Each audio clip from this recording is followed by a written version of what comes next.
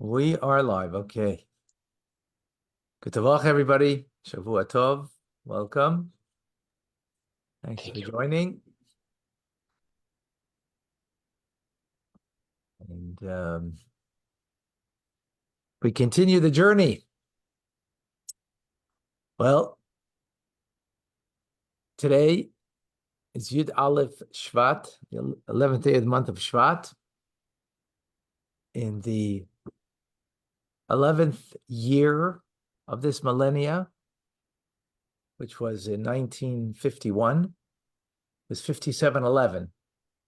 That was the 11th year. In the 11th month, which is the month of Shvat, and the 11th day, which is the 11th day of Shvat, of course, which is today, and in the 11th hour, our Rebbe said a Hasidic discourse, which then was the official acceptance of the leadership of Chabad. Yitzhak, on Shabbos, we had a wonderful Farbrengen. Today is Yud Aleph, 4 times over, at least originally was. And so today's a special day. Special day. Previous Rebbe passed on, which is the idea of the sunset. The great luminary, the previous Rebbe, the sunset. And then our luminary, the Rebbe, the sun rose. So it's a day about leadership. And what does leadership mean? What is true leadership? What is the sense of leadership? Let us go into the story of leadership and how it applies to us, of course. And of course, we learn from the Torah portion. So Parshah is Beshalach. A lot of miraculous events that took place, that will take place this week in the Torah portion, which, by the way, every morning, 8:30, 8:40, depending on when we finish our davening here, we have Chumash and Rashi. So you're all welcome to join with the miraculous journey. And what was the miraculous journey this week? Well, the sea splits. The sea splits for the Jewish people. That's pretty miraculous because the Jews get saved and the Egyptians get drowned. Then we have miracles of the manna raining down from heaven. Right? You don't need to till the soil. All you have to do is collect your daily portion miraculously from heaven. And then the Jews, they don't want just, they want what's it called? They want a carnivorous diet. They don't want to have merely a carb diet, and they don't want manna. They're giving up the carbs. They want quail, meat. Where's the meat? They're asking, where's the meat? Where's the beef? Yeah, they have a beef. Where's the meat? All right. And they don't want minced meat. They want nice soft quail, And, well, they get their just dessert. And they're showered with lots of quail. But then we come to the end of the Parshah. And in the end of the Parshah, people are camped at Rephidim. And they're attacked there by desert raiders, right? The desert raiders. When was it? It was a kid. What was that called in the Second World War? Oh my gosh, I forgot. Used to watch that all the time. I don't remember. Hogan's Heroes? No. No, this is in the desert, not in prison. Rat Patrol. What was it? I think it was called the Rat Patrol, wasn't it? In the desert. It was fighting in the desert. Anyway, whatever. In the Second World War. In any case, so we had the desert raiders over here. Who are they? The Amalekis. They are the first nation to start off with the Jewish people. And therefore they become the embodiment of the archetypical anti-Semite. You want to know what an anti-Semite is? So you look at Amalek, the Amalekis, Amalek, and we learn from them. So much so that we have to remember them at all times and never to forgive them. We have a mitzvah to eradicate Amalek. Right? Now, today we don't know who Amalek is. So that mitzvah is, more on the spiritual sense, which we'll get to later what means for us. So today we're going to deal with Moshe Rabbeinu's response to the impending danger of Amalek. Let's turn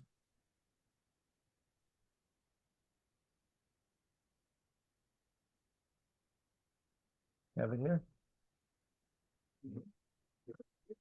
No. Huh? Oh, that's right. We don't. I forgot. Yeah, we don't have it here. Here we are. Yes, expecting it to work, and some. Okay, text number 1 from this week's Parshah. Amalek came and made war with Israel and Rephidim. Moshe said to Yeshua, "Choose men for us and go out and fight with Amalek tomorrow. I will be standing on the top of the hill, and the staff of God will be in my hand." Joshua did as Moshe said to him, and he fought with Amalek, and Moshe and Aaron and Hur ascended to the top of the hill. It was that when Moshe's hands raised his hands, Israel prevailed. And when he lowered his hand, Amalek prevailed. Moshe's hands grew heavy, and they took a stone and placed it beneath him, and he sat on it. And Aaron and Hur supported his hands, one on this side, one on the other side, and his hands were steady until the setting of the sun. And Yeshua defeated Amalek and its people by the sword. Okay. So Moshe didn't lead the people into battle. The question is, why? Why wasn't he on the front lines? Right? Instead, he was behind the scenes, in sort of leading it in a spiritual manner with the raising of his hands. Who goes into battle? Joshua. He leads the charge against the Amalekis. So what was Moshe's role exactly? What was he doing? What exactly did the hands impact the outcome of the battle? So the Mishnah tells us the following.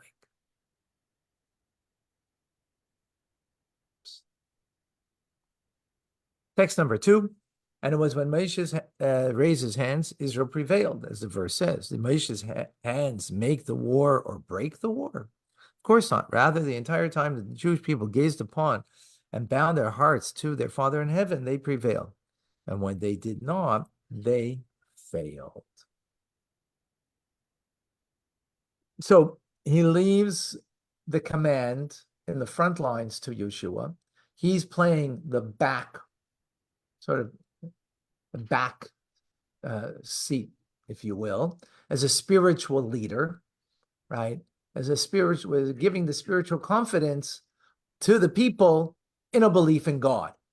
The stronger their belief is, the more they are prevailing in the battle.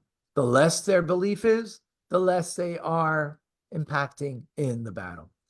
And that's the idea of his hands grew heavy. And therefore they needed to support because the people were not so strong. But Rashi explains the following in the next text. And Moshe's hands grew heavy because he shirked the mitzvah and anointed another to take his role. His hands became heavy.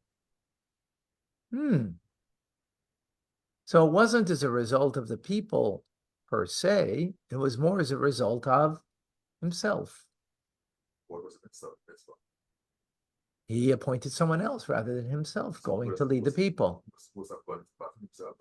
So that was seemingly the issue over here. Rashi draws from the Mechilta. The Mechilta is a medrash. And the medrash elaborates more upon this. Text 3b. And Moshe's hands grew heavy. Here we learn that one should never defer a mitzvah. For had Moshe not told Yeshua, choose men for us, he would not have incurred this suffering. It is said that at that moment, Moshe's hands were heavy, as if 2 jugs of water hung from them. So what the Mechilta is saying is it seems quite evident that Moshe was expected to lead the troops into battle, but he didn't. He didn't do that. Now, the obvious question is, we're talking Moshe Rabbeinu. We're talking about the greatest prophet until Mashiach comes, the greatest, individual. How is it that he's not doing what he's supposed to doing? He's shirking duty? How do we understand that? Especially in light of the fact that when Moshe Rabbeinu himself knows that he has to hand over the mantle of leadership to Yeshua, what does he ask God when you're looking for the leader? What does he say to God? Or text number 4, in Parshas Pinchas, Moshe said to God, saying, "May God of spirit of all flesh appoint a man over the congregation who will go out before them, who will come before them, who will take them out and bring them in, so that the congregation of God will not be like the flock that has no shepherd." Ooh. His requirement as a leader will go out before them. Right? What does that mean? Meaning personally lead them in the battlefield. As Rashi explains in text number 5, there in Parshas Pinchas, it will go before them, unlike the kings of the nations who sit in their palace and send their soldiers to war. My successor ought to do as I have done when I fought against Sichon and Og. What happened previous to Parshas Pinchas? Jewish people are traveling. Remember, they came today in today's Chumash, right? They went from Ramses to Sukkos. From Sukkos, they traveled. What was the second day they traveled? Oh my gosh. You're gonna have to learn it again next year because I forgot already.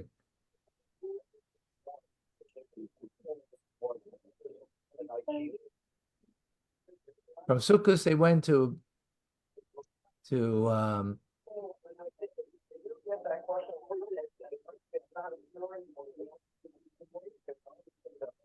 Is it freezing or?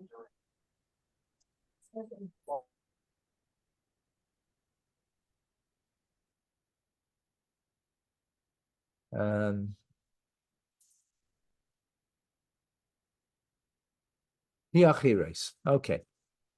Anyways, so then they traveled and they went all the way in the end of the 40 years. They wanted to travel and to go across the Jordan River, or no, I mean, before the Jordan River even. There was a king of Sichon. He wouldn't allow them, and he came out to battle them. Who led in battle? Rabbeinu. And then there was Og Melech HaBashan, further north. They wanted to also cross. They wanted to pay for their food. They wanted to pay for their lodging. They didn't want to take anything from them. But no, also came out in a battle. And they were also defeated. Who led them in battle? Moshe Rabbeinu. He led them in battle. So therefore, when he comes to God and says, what kind of leader should you have? A person who knows the spirit of each man, and a person who leads them into battle. But here against the Amalekis, he doesn't. Why? And what's the message the Torah is coming to teach us about Moshe Rabbeinu not leading them into battle? In other words, Torah is not coming here to shed any negativity on Moshe Rabbeinu, just, for the sake of, honesty, be honest with your spouse and say something negative. No, don't. Just because you have something honestly on your heart that you're feeling now doesn't mean you share it. Because if it's not going to help the relationship, so don't share it. Right? Why am I saying that? Is because why is the Torah telling us this over here? It's not telling us here to say something negative about Moshe Rabbeinu, but it's to teach us the lesson. Well, what's the lesson? Okay, so let's back up for a moment. As I mentioned today, Yud Aleph Shvat, The Rebbe said his first Hasidic discourse, which is officially taking the mantle of leadership. And in that discourse that we learned this year, based on the previous Rebbe's teachings, is a concept of that the Or Ein Sof, that the infinite light of God is found, l'maila in case, above and all to above to no end, to no end, and below to also no end. Both the light of God is found in the greatest, loftiest place and in the lowest of lowest places. So let's understand. And we could split that, the highest of all places would be what? Something miraculous. The lowest of all places would be something that's sunk into nature, that is so deeply entrenched. Right? That would be the lowest of the low. So let's understand that. What is it about nature? It's mundane. Why is it mundane? Because it works like clockwork. Sunrise, sunset, right? It's winter here in Montreal. Not too many leaves growing. We're growing, but the leaves aren't. Right?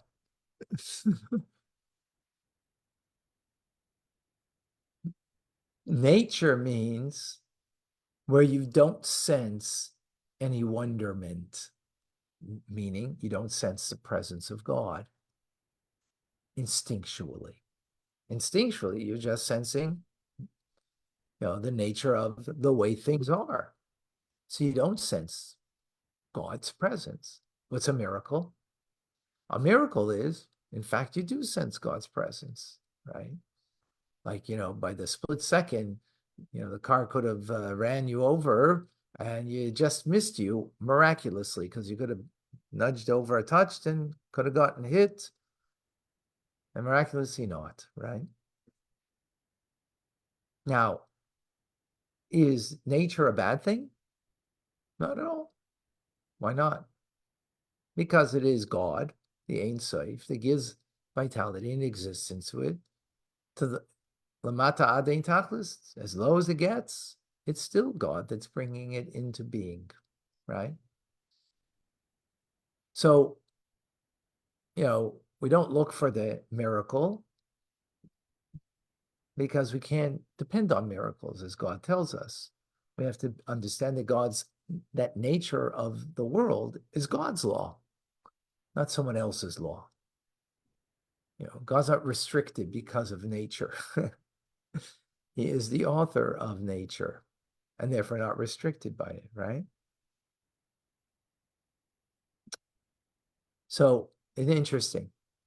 Look at the contrast we have over here. The Jewish people were in Egypt for 210 years. 86 of those years was harsh, harsh labor. What can you call that? Lamata ad ein tachlis. They were in the abyss, the lowest of the low. Lowest of the low. And still, God's there. And now, where are they? They're free. They're going into the desert. They're going to be there for 40 years. And what do they experience? Miracle after miracle. Lamaila, maila ad ein kates. Above, above, and beyond with no end. Like miracle after miracle they experience. 10 plagues in Egypt, that's before they left. When they left, the miracle of the splitting of the sea, the miracle of the manna, the quail. That's just this week's Parshah. Many more miracles that happen. God comes to speak to them. Next week's Parshah at Mount Sinai. How awesome is that? The first and last time that ever occurred. This is what Jews are experiencing, right? They're experiencing this at all times. So as a result, you can understand how an 80-year-old man, right, Moshe Rabbeinu, can lead the Jewish people out of Egypt. Because, hey, it's all based on miracles. That's what they're experiencing. Everything's miraculous. So an 80-year-old man can redeem them. Not a problem, right? Nowadays, if you had an 80-year-old man who was leading the troops into battle, it would be questionable. They don't draft somebody after 40. And in Jewish army, it's up to 60. But 80, no question about it. That's not speaking about Moshe Rabbeinu, that when he fought Sichon and Oig, how old was he? 120, minus a couple of months. Right? It was 120. Why? Because when you're living a miraculous kind of living, so you can do things in a miraculous way, and you can have a leader who is 80 or 120, right? Let's get back to our story, though. This week's Parshah, Moshe Rabbeinu is of a tender young age of only 80, right? And he's fighting a war against the Amalekis. And Moshe Rabbeinu is not leading them. Now, why not? He was only 80.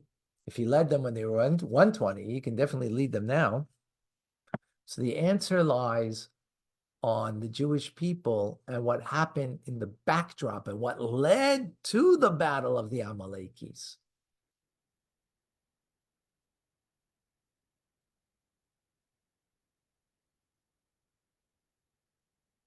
Text number 7.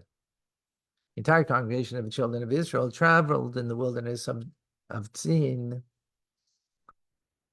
on their travels. At the word of God, they encamped in Rephidim, and there was no water for the people to drink. People quarreled with Moshe and said, "Give us water that we may drink." Moshe said to them, "Why do you quarrel with me? Why do you test God?" The people thirsted there for water, and the people complained against Moshe and said, "Why do you bring us up from Egypt to kill me and my children and my livestock with thirst?" Ooh. So we know what he did then, right? He hit the rock, and water came gushing out. He did it 40 years later, also hit the rock, but that was a different story, which we won't go into now, right? And water flowed out, and the people's urgent need became, miraculous. But it's because of this that the Amalekis now came and attacked the Jewish people. What was it? What happened? Well, till now, they were experiencing miracle after miracle. And what happened now? All of a sudden, a day without water, and, hey, where's our miracle? They don't see any impending miracle. So they feel God has abandoned them. Miracles only come from God, right? So if nature is taking its course, well, if you're thirsty, a whole nation is thirsty, and you're in the desert, so now you're in real trouble. Now you're in real trouble. So the rock is split, drinking water was secured, and Moshe summoned up what had happened. Text number 8 in the Parshah, and he called the place Maseh, trial, and Meriva, quarrel, due to the quarrel of the children of Israel, and due to their testing of God, saying, "Is God among us or not?" They question, is God among us or not? Meaning, after miracle, that they weren't experiencing, sort of like on demand, what's it like called? I don't know, TV on demand, or what shows you want on demand, right? They weren't getting on demand what they wanted.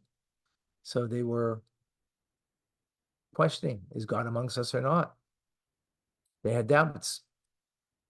because of doubt, that opens up a place for Amalek to now attack. If God is your protectorate, so then, even if you don't have water, there's a way to ask for it, right? Not in a way that makes quarrel, not in a way that because you have doubt of getting the water. But they had doubt, led to quarrel, and therefore that now allowed for Amalek to come and attack them. As the Midrash tells us, Rabbi Levi said, what is this like? A son riding on his father's shoulders, right? He saw something he desired and said, give it to me. His father got it for him. This happened once, twice, a third time. The son saw a man and said, have you seen my father? The father said, you ride on my shoulders, I give you everything you ask for, and you say, have you seen my father? Father let his son down, and a dog came and bit him. So it is with Israel. When they left Egypt, the clouds of glory surrounded them. They asked for bread, and God brought down manna for them. They asked, God rained down manna for them to eat grain from heaven. He gave them. They asked for meat. He gave them quail. As it says, they requested meat, and he brought quail. So too, he says, he brought them their desire. He provided for all their needs. And they say, is God among us? God said to them, if this is what you think of me, my dog may bite you. Therefore, Amalek came.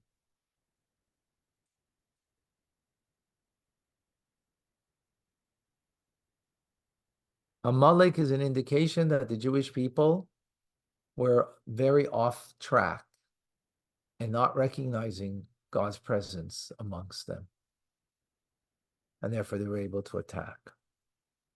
As a result of that, Moshe, knowing that this was the situation of the Jewish people, right? Because a Jewish leader knows the spirit of the people. And the spirit of the people was, they were not in a healthy relationship, recognizing that God is running the show.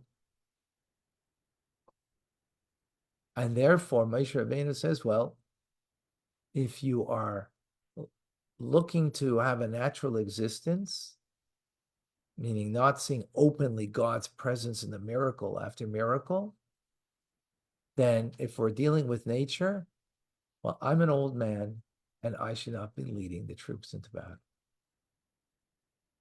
I shouldn't be leading them. Who should be leading it? A younger individual, Joshua. There's a question from different sources what the age of Joshua was at the time. How old was Yeshua? Was he 56 or younger?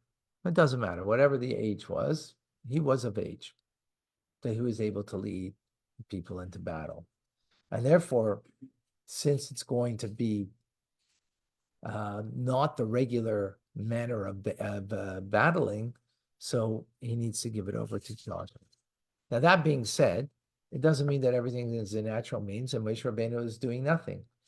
He's taking behind the scenes engagement of raising his hands to inspire the people that they should recognize, look up towards God, look up towards the source of your vitality, the source of your victory, right? And he raises his hands in order to be there for them, right? Raising his hands really in prayer for the Jewish people. They came down when they were not so strong in their commitment. But that's what he was raising his hands in order to be there for them. Even though they're throwing themselves, so to speak, under the bus, that they're throwing themselves under the rule of nature, Moshe Rabbeinu is not abandoning them. Not abandoning them, God forbid. That he would do as a leader, right? But he's not going to do the miraculous, natural way of the Jewish people where the leader goes into leading the battles, leading in the battles, in the forefront, right? Why are the other nations of the world don't do it? is because they lead only a natural existence. A natural existence, of course, the king is going to be in his palace. Of course, he's not going to lead the troops into battle. But the Jewish people live a miraculous existence. Throughout the ages, it's been this way. Right? And it's with Moshe Rabbeinu. But in this instance, not. But he doesn't mean he's not there to be there for the people. Of course he is. After all, that's what Moshe Rabbeinu is all about, right? He's there for the people. Okay, so based on this then, why is Rashi saying that he shirked his responsibility? Why does the Medrash tell us that his hands grew heavy, right, as a result of shirking his responsibility? It sounds like he didn't make a mistake from what we just explained, but not according to the commentators. It sounds like there was some kind of mistake made. So the Rebbe in this week's Sikha, so he explains like this.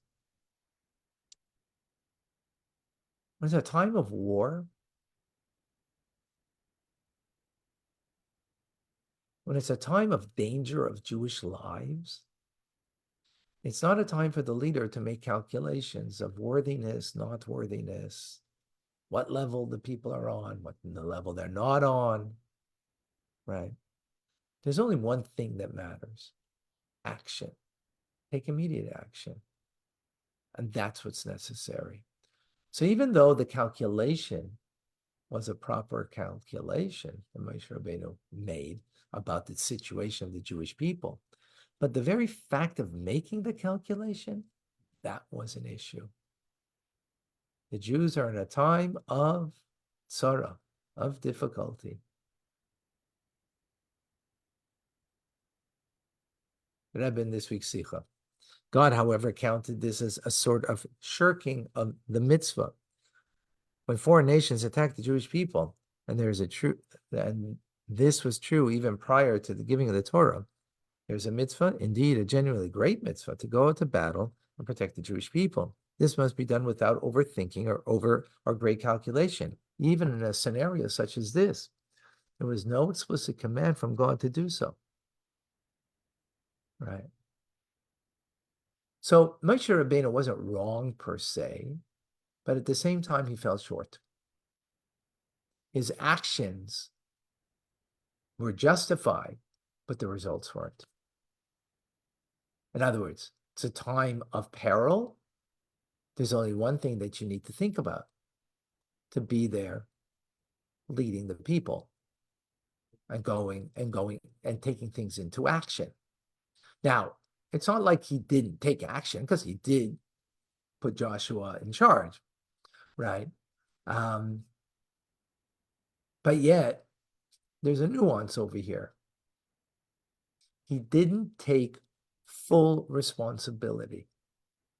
Full responsibility means you dive into it. Calculation means you're calculating at a time but there's only one thing: Mesiras Nefesh, self-sacrifice.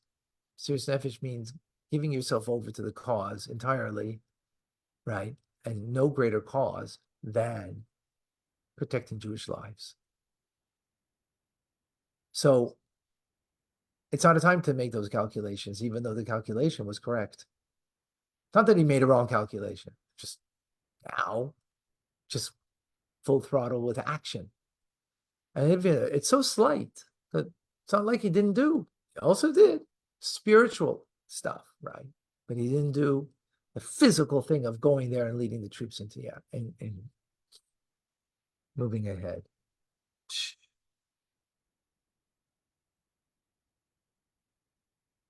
Now with this, go a step further.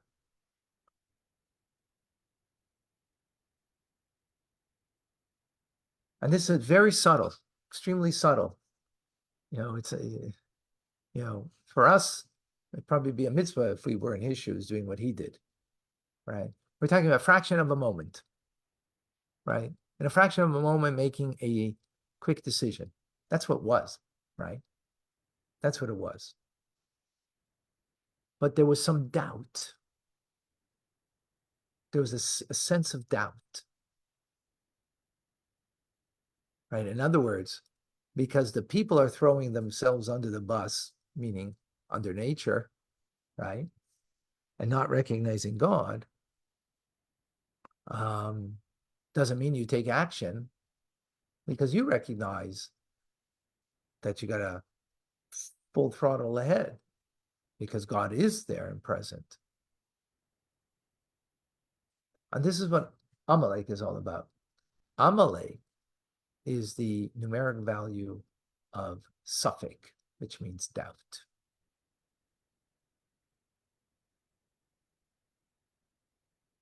You know, when you're full steam ahead about something that's really good to do, and then someone says, you know, well, you think you're so important. You think you're so religious. And they just throw something in to cool you off. That's Amalek. That when you have a strong passion to do something good and you get cooled off, that's what Amalek does.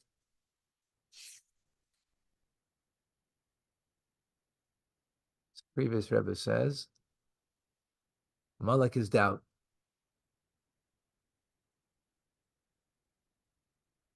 Previous Rebbe says, who's your site, Yitzhvat, Amalek's numerical value equals that to the word of suffix, doubt, which in turn is equal to the word mar, bitter. The meaning here is that Amalek instigates doubts concerning belief in God and sanctity of Torah. So Moshe Rabbeinu, on his lofty level, there was some slight idea of a doubt.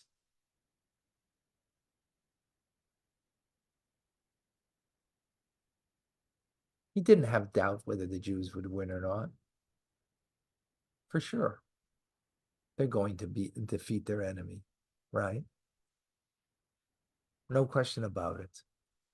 But there was some very subtle, slight doubt of throwing himself into it, in the forefront of it. Why? Again, the calculation. But it wasn't a time for calculation of that the Jews weren't worthy. When we have strong belief, so worthy, not worthy, we move forward. We move forward. What does that mean? So it's a lesson for us. Lesson for us is, I know for me, I gotta, when I was learning this,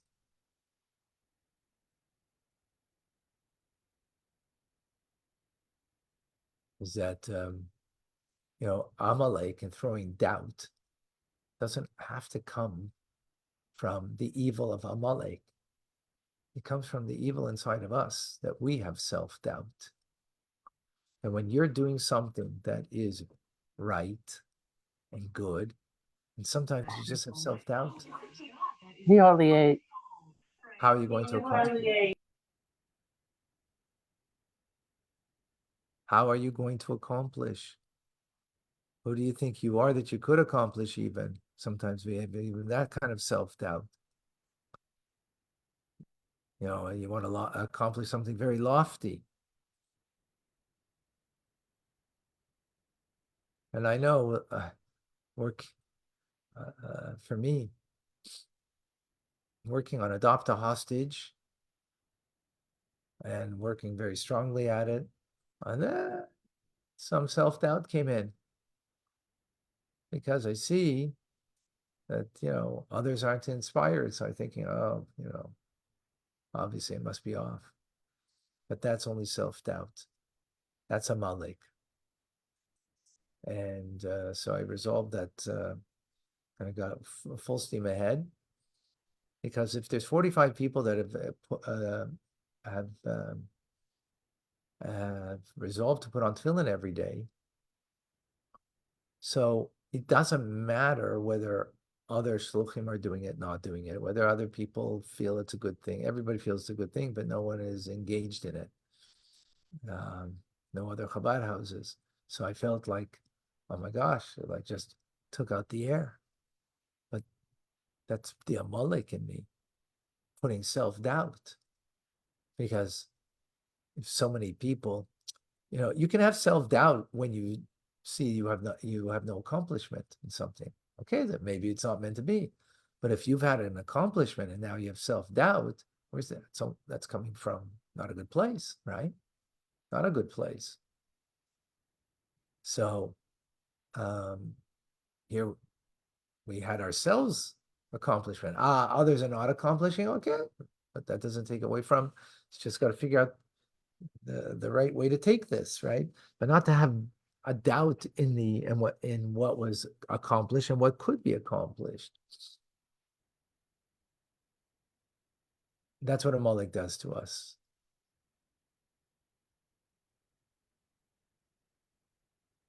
So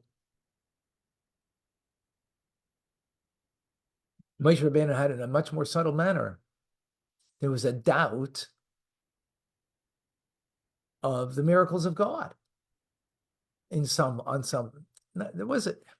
I shouldn't even say that. That's not even right to say, because he had his hands up, praying, and to give an inspiration to the people so that they would see, turn your hearts to heaven and know when you're battling your God's people that are battling, right? And you're battling for the sake of God. That's what you're doing. So he understood all of that, right? And so it wasn't that God was not present. The very subtle idea over here that, okay, so jump into it. Don't. The calculation was correct, but don't make a calculation here.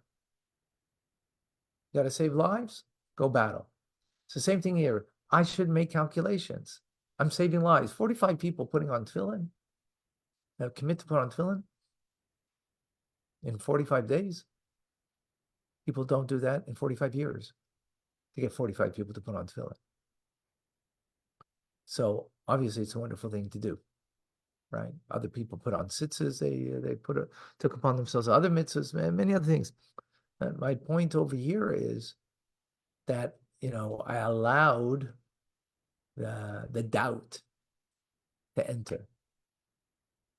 So what does that mean for us? We all encounter other people that we can inspire. And sometimes we feel, me? No, the rabbi can inspire. The Rebbitzin, she can inspire. I'm just a regular individual. Well, last week by the Shabbos Farbringen, right? Actually, Jonathan, I think, is here.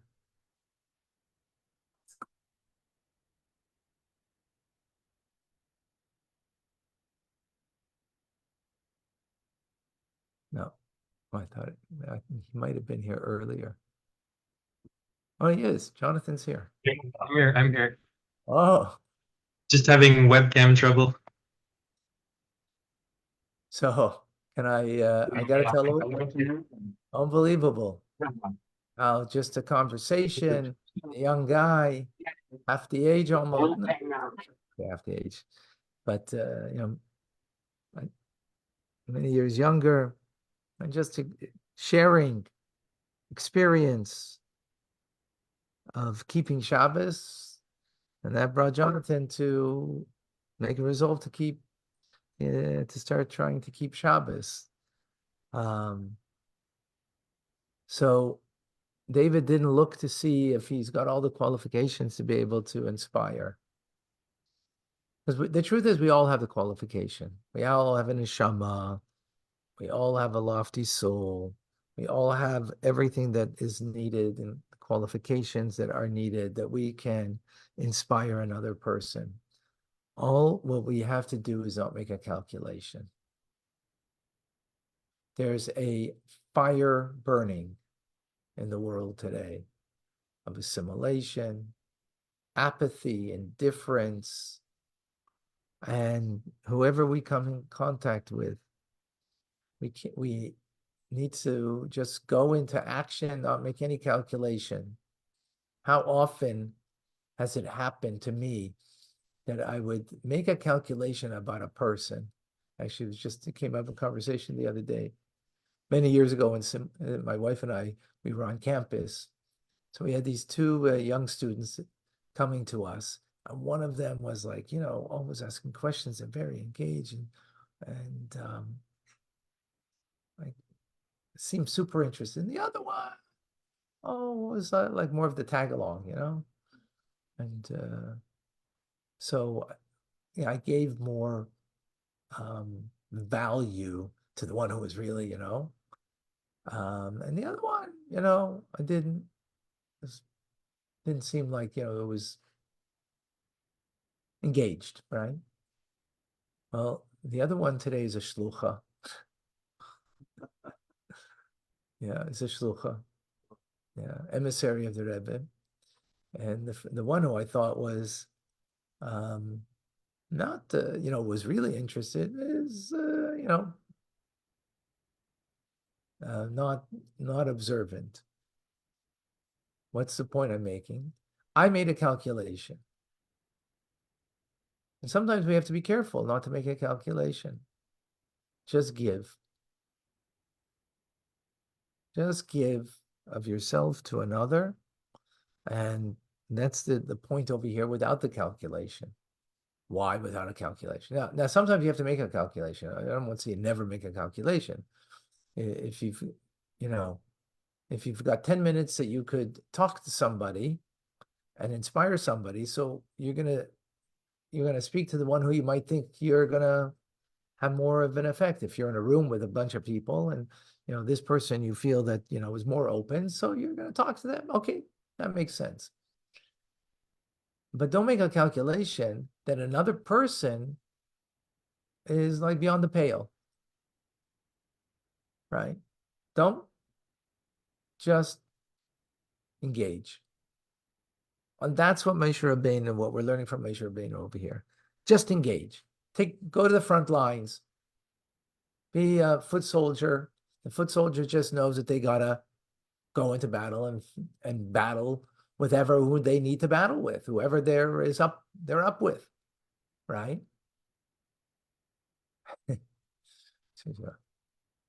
Like the Jewish soldier, he says, "Well, let me pick who I want to fight with." No. Whoever you're up against, that's who's the battle going to be with. So in life, whatever was thrown our way, that's what we're going to have to battle with. And instead of making a calculation, right? So here's the spiritual battle that we're talking about, right? The spiritual battle of engaging people. And not to think that, well, the rabbi, he can accomplish, I can't accomplish. No. Each and every one of us, we can accomplish. And it's only when we feel that we are what's called the stragglers, like we're going to be behind, straggle behind. Those are the ones that are going to be out of, are going to be missing out. And that's what happened with Amalek.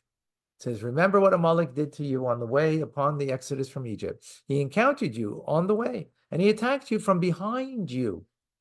All of the stragglers behind you who were faint and weary, and he did not fear God. Who did Amalek get? The stragglers, the one who are slow, the one who are not there in the forefront. They're not there, ready to wage the battle of life, right? And that is who we have to make sure that we're not. As Rashi explains, the stragglers behind you, he says, those lacking strength due to their sins, for the protective cloud left them. They were stragglers. They were not in the protective cloud because of their sins. What was their sin? Doubt.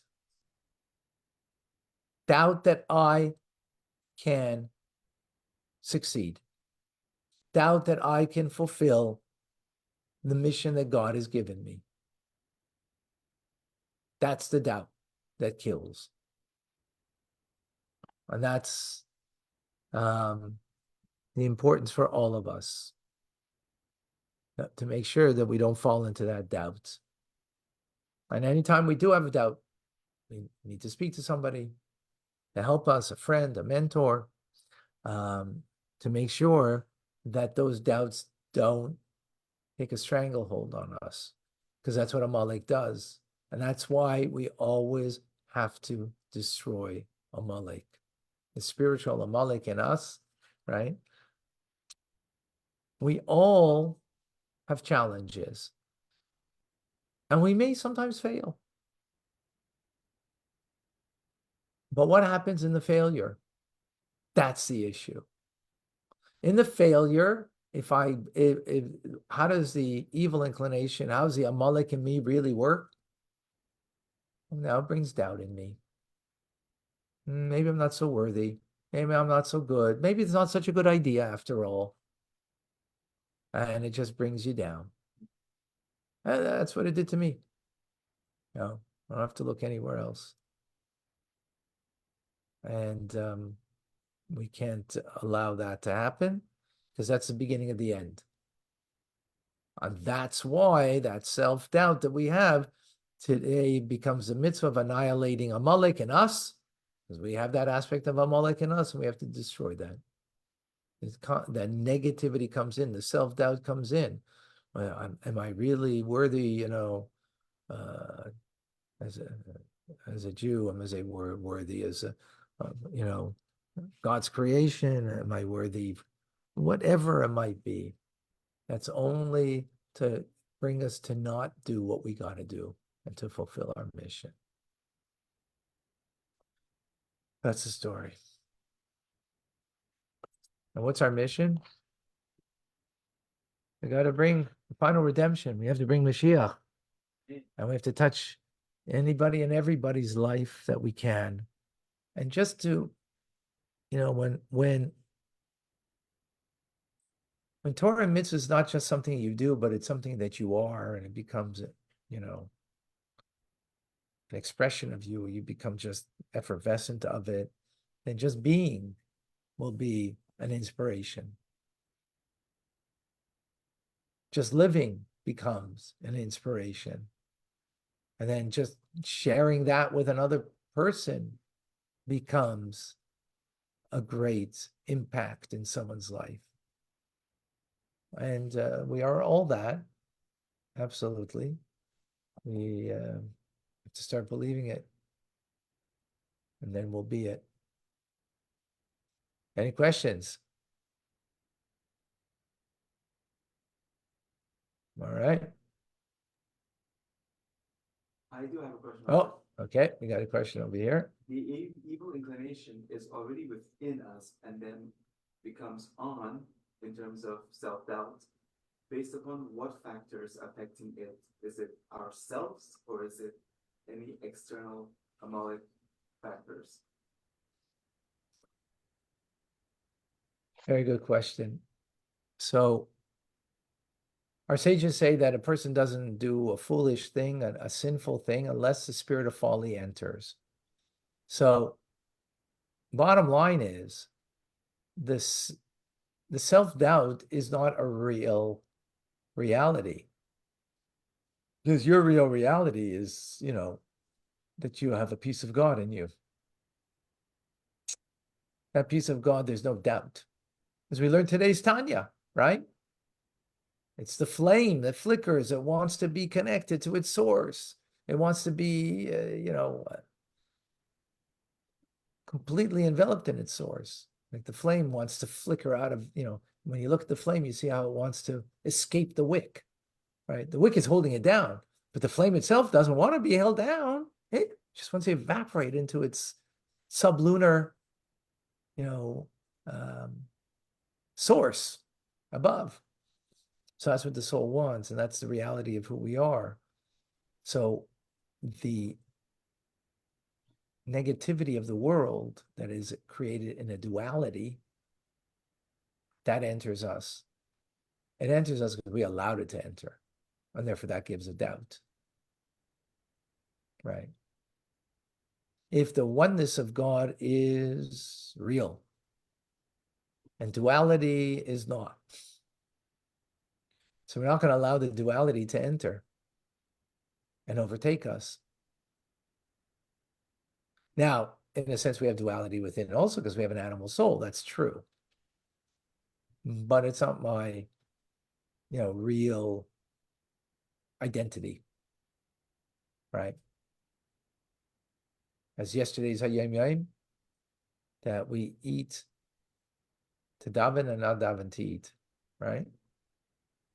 In other words, so yes, our animal soul wants to eat, right? But we're not living for that, so therefore it doesn't become, there's a oneness rather than a duality.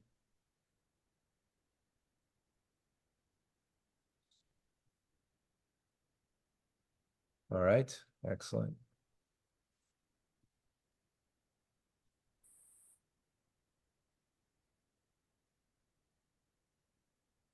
Can I, this is Elise, I just wanted to say that there was a problem with the hostage website. When I tried to sign up, I got error messages. I couldn't get a hostage and When did you try last? what? When did you try last, Elise? It was a few days ago, and I wasn't able to do it. And I just thought, I mean, I can keep. I don't think it should be a problem now. Remove the www dot and just type the website name .com. One second. Are you talking about it was difficult to get to the website itself No, I or was in the website? in the website. In the website. When I tried to take on a mitzvah and for a hostage. Okay, you know why? I know why. Because you're not. And I know. So listen, and I'll tell you where the mistake is. The order and how you do things. You go to the hostage, choose a hostage, then choose a mitzvah, and then you'll put in your information. If you do it any other way, so then you'll get an error. No, I did it. The only reason I'm bringing it up, I wasn't able to do it. I'll try again. Okay, so try again. The Try reason, again. the reason I'm Choose a hostage first, nothing else but a hostage. okay. Then after you choose a hostage, then go through the the mitzvah, right? I did.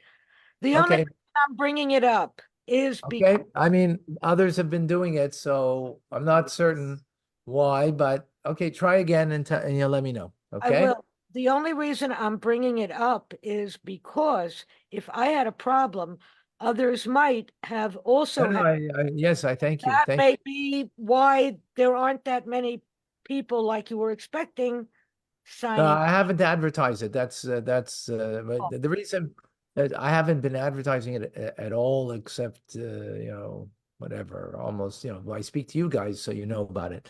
But otherwise, I haven't been advertising it. But that's going to change. Okay, try again. Thank you for letting me know, and we'll keep an eye out for it. All right, folks. TRC coming up. Be Thank you, well. Rabbi. Thank you, Rabbi. Have a Hello, good my evening.